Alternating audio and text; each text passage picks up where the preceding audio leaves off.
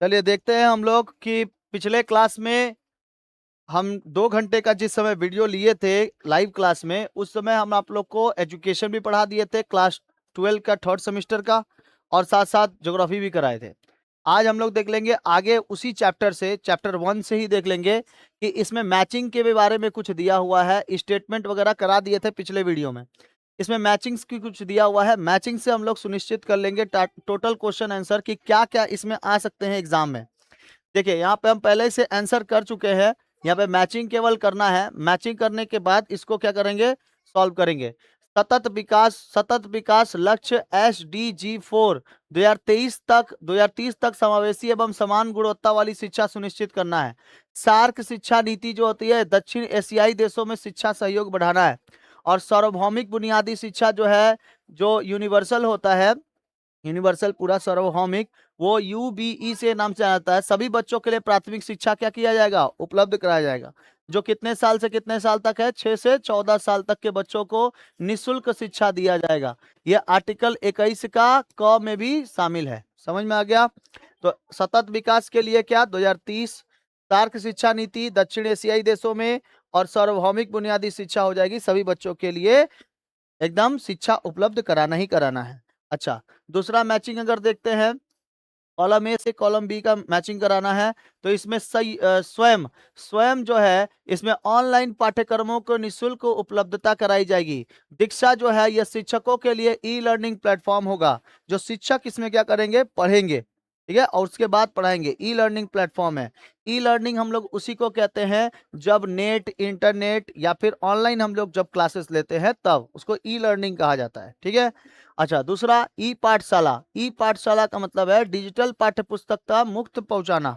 Digital पाठ्य पुस्तक, जैसे अभी देखो, अभी किसी भी वेबसाइट में जाओगे तो वेबसाइट जो है उसपे आप लोग को डिजिटल पाठ्य पुस्तक मिल जाएगा। अभी जैसे आप क्लास 12 का मान लो प्रिंट आउट निकालना चाहते हो, किताब का, एजुकेशन के किताब का प्रिंट आउट निकालना चाहते हो, तो आप उसके वेबसाइट पे जाइए। वेबसाइट में आपका पूरा का पूरा ये डिजिटल पाठ्य पुस्तक मिल जाएगा। आपको किताब खरीदने की भी जरूरत नहीं है, उस पर अपलोड रहेगा, अपलोडेड है ये सब। ठीक है। लेकिन उसमें कितना देर पढ़ेंगे, मोबाइल में ऊपर से टंग से एगो बजेगा नोटिफिकेशन, चल जाएंगे वहां से, ई लर्निंग खत्म। ठीक है। तो स्वयं का है ऑनलाइन पाठ्यक्रमों के लिए निःशुल्क उपलब्धता। दीक्षा क्या है, शिक्षकों के लिए पाठ्यक्रम है, शिक्षकों के लिए ई लर्निंग प्लेटफॉर्म है। और ई पाठशाला है डिजिटल पाठ्य पुस्तक का मुफ्त पहुंच। भारतीय शिक्षा व्यवसाय में सुधार हेतु प्रमुख समितियां एवं उनके रिपोर्ट दी गई हैं। वो समितियां कौन कौन सी है, यशपाल समिति 1993, वीरप्पा मोइली समिति और समितियों की समिति 2020। ठीक है। तो कब कब था ये, 1 का हो जाएगा आंसर, क्या चीज, बी। 1 का आंसर हो जाएगा बी। शिक्षा में व्यवसायीकरण रोकने की सिफारिश की गई थी, एकदम याद रखना। यशपाल समिति वेरी इंपॉर्टेंट है, ये वाला वेरी इंपॉर्टेंट है आपका, वेरी इंपॉर्टेंट, यशपाल समिति। ठीक है।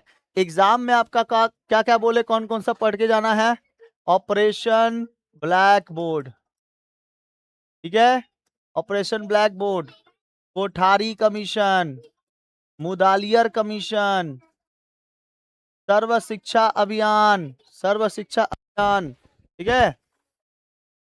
समझ में आ गया क्या क्या पढ़ना है, मुदालियर कमीशन, कोठारी कमीशन, राष्ट्रीय शिक्षा आयोग, यशपाल समिति, समितियों की समिति।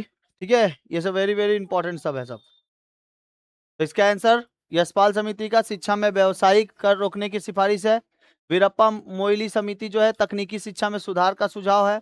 और समितियों की समिति 2020 में राष्ट्रीय शिक्षा नीति 2020 का प्रारूप तैयार करने के लिए बनाया गया था। अब आगे देखते हैं, अभिकथन तर्क और प्रकार। अभिकथन तर्क और प्रकार, देखिए तर्क देखिए, विश्वविद्यालय शिक्षा आयोग 1948, विश्वविद्यालय शिक्षा आयोग 1948, जल्दी जल्दी, अच्छा, विश्वविद्यालय शिक्षा आयोग 1948 ने विश्वविद्यालय में धार्मिक और नैतिक शिक्षा आवश्यकता पर बल दिया था।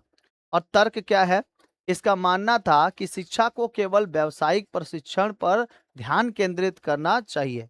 तो इसका सी नंबर सही आंसर हो जाएगा, ए सत्य है लेकिन आर क्या है, असत्य है। देखो, विश्वविद्यालय शिक्षा आयोग जो था, यह विश्वविद्यालय में धार्मिक और नैतिक शिक्षा आवश्यकता पर बल दिया था कि कोई कोई ऐसे लोग थे जो लोग धार्मिक शिक्षा भी लेना चाहते थे। जैसे संस्कृत कोई पढ़ रहा है तो ऐसा माना जाता है कि भाई वो हिंदू है, हिंदू पढ़ना चाहता है, कुरान पढ़ना चाहता है, ठीक है। तो कोई हिंदू है तो वो संस्कृत पढ़ना चाहेगा, वेद पुराणों को पढ़ना चाहेगा, तो वो भी गुरुकुल वगैरह में सिखाया जाएगा, ठीक है। वो मतलब अब धार्मिक शिक्षा तो मना करता है हम लोगों का जो संविधान है, वो धार्मिक शिक्षा देने में मना करता है कि धार्मिक शिक्षा मत दीजिए किसी भी जगह पर, लेकिन फिर भी मदरसे चलते हैं और वहां पे धार्मिक शिक्षा नहीं, उर्दू पढ़ाया जाता है। और उर्दू एक भाषा है, ना कि धार्मिक संस्कृति है। उर्दू एक भाषा है, जैसे हम लोग की संस्कृति क्या है, एक भाषा है संस्कृत, लेकिन वो क्या है, हिंदू धर्म नहीं है। उसी तरह उर्दू क्या है, एक भाषा है, लेकिन वो मुस्लिम धर्म नहीं है। तो उसी तरीके से धार्मिक और नैतिक शिक्षा के लेकर यह आवश्यकता पर बल दिया गया था। और इनका मानना था कि शिक्षा को केवल व्यावसायिक प्रशिक्षण पर ध्यान केंद्रित करना चाहिए, व्यवसाय बनाना चाहिए शिक्षा को कभी भी। इसीलिए क्या होना चाहिए, ये असत्य, ठीक है। तो ए क्या है, सत्य है, लेकिन आर असत्य है। दूसरा, माध्यमिक शिक्षा आयोग 1952-53 में पाठ्यक्रम में विविधता लाने पर प्रस्ताव रखा गया। ए और दोनों आर क्या है, दोनों सत्य है, और आर एक ही अच्छा व्याख्या करता है या स्पष्टीकरण है।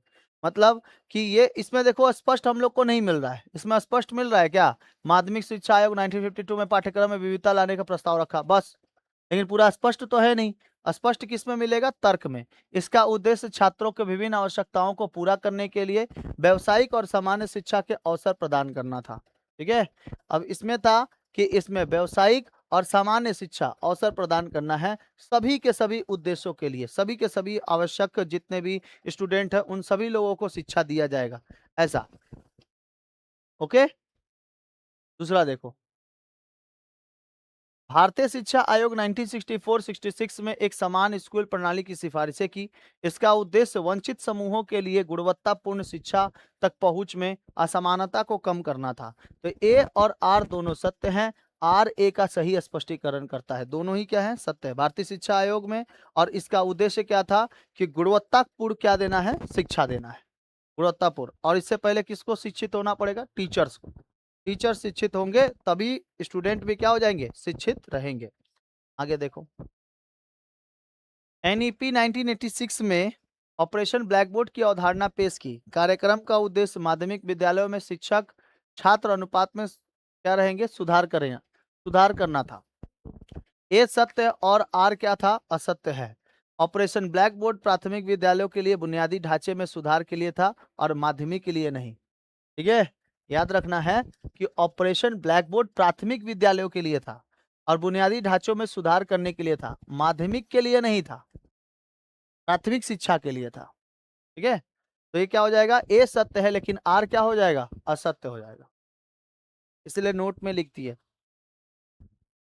एनईपी 2020 बच्चों के लिए बहुभाषी शिक्षा पर जोर देता है और साथ साथ क्या करता है, नीति प्रारंभिक वर्षों में मातृभाषा आधारित शिक्षा के माध्यम से संज्ञात्मक कौशल को मजबूती प्रदान करता है।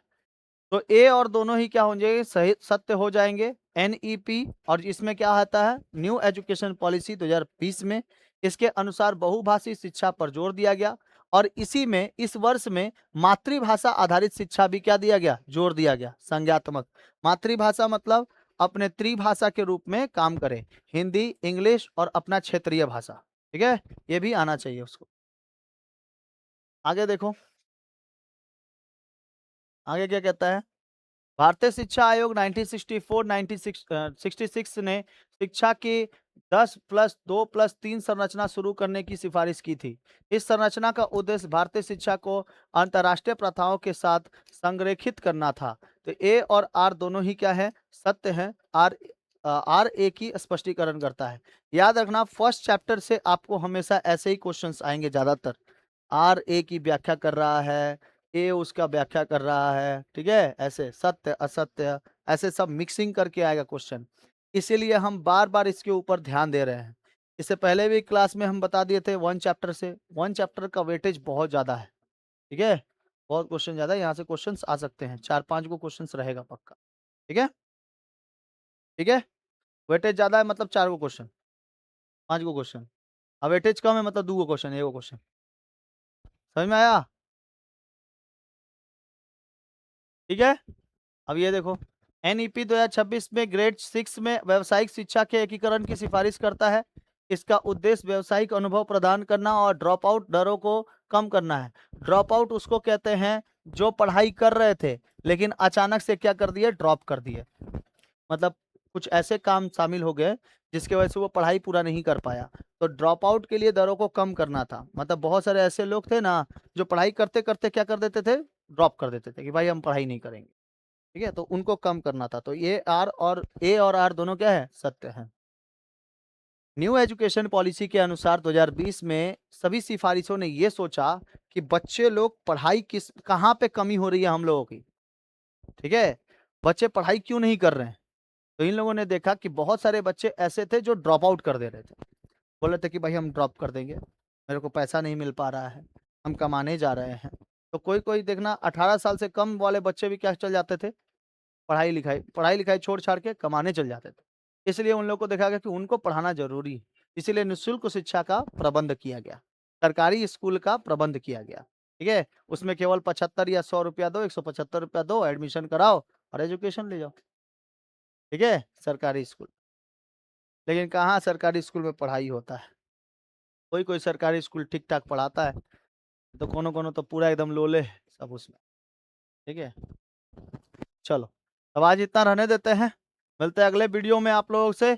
और ये वीडियो पूरा का पूरा देख लीजिएगा आप लोग, बेहतरीन तरीका है। इसमें पूरा का पूरा क्वेश्चन है 1 चैप्टर का। इसके बाद सेकेंड चैप्टर में आप लोग को 2 चैप्टर का मतलब पूरा एमसीक्यू आपको सॉल्व करा दिया जाएगा। ठीक है, तो इतना पूरा रहा आप लोग का 1 चैप्टर। अच्छा, इसका पीडीएफ कहाँ मिलेगा सर? पीडीएफ बोल बोल के एकदम पगला दिए हैं और हम भी बोल बोल के पगला गए। पीडीएफ आप लोग एप्लीकेशन पे जाइए, 3 डॉट पे यहाँ पे क्लिक करिए, यहाँ पे फ्री मटेरियल आपको मिलेगा। फ्री मटेरियल से आप ये पीडीएफ डाउनलोड कर सकते हैं, सॉल्व कर सकते हैं। ठीक है, मिलते हैं अगले क्लास में।